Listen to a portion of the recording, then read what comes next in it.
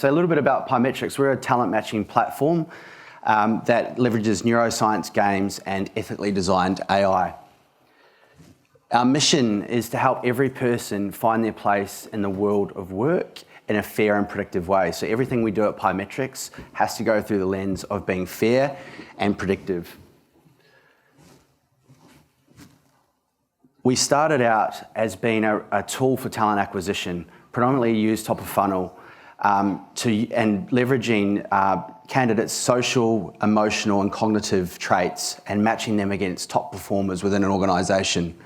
Fast forward 7 years and we've added a numerical and logical reasoning assessment as well as a video interview platform to actually provide more data on external talent that you're looking to hire or also on your own internal workforce so that you can understand where the next best move can be within the organisation. So we're really empowering organisations to make better data-driven decisions across the full talent life cycle.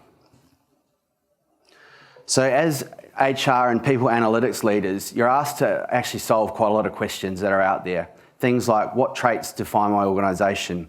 What internal talent do I have? And what internal talent do I have for roles of the future?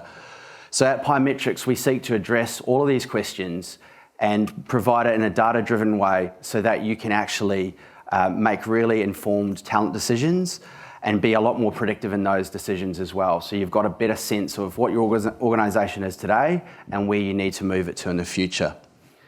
So from a Pymetrics analytics platform, essentially what we're able to do is look at your entire organisation, either across role or function, and stack them up against each other. So as an example here, on one of our traits that we measure, which is attention, we've got data science, HR, and domestic logistics. And so all the blue dots you see are individual employees, and the pink dash is the median across those groups of people. So as you see with the data scientists, they're more methodical in terms of their attention. They take their time around accuracy when they're thinking about where they divert their attention. But then when we look at the majority of the HR function, they're more fluid, and they definitely offer more flex when they think about their attention. And then when we look at the domestic logistics function within the organisation, they're actually more biased towards action and take more swifter response to new information.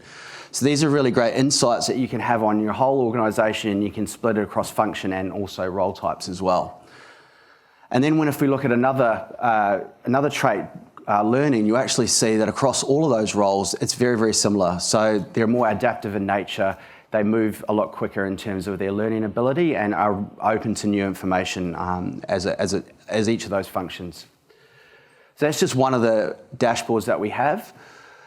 The second one is around internal mobility and where you can actually move people within the organisation. So this gives you a macro view of the organisation across the roles that you have now and also roles of the future as well. So if you see the dark blue space, that actually means there's a high concentration of employees in that area that could be a great match to someone else in another area of the business. So to take an example, operations and product management, there's actually 69% of those employees that could actually transition into that part of the business as well. So that's great to have that information and know that, but how do you actually support that transition, and how do you reskill and upskill those people?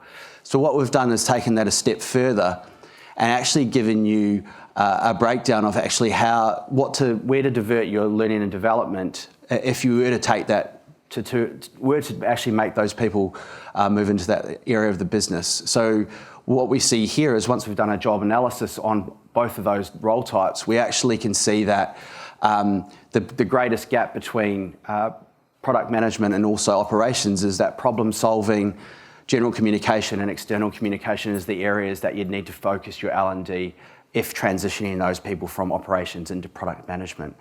So giving you that data-driven approach and supporting your L&D efforts is something that's really, really important, and being able to find that talent internally is really, really critical.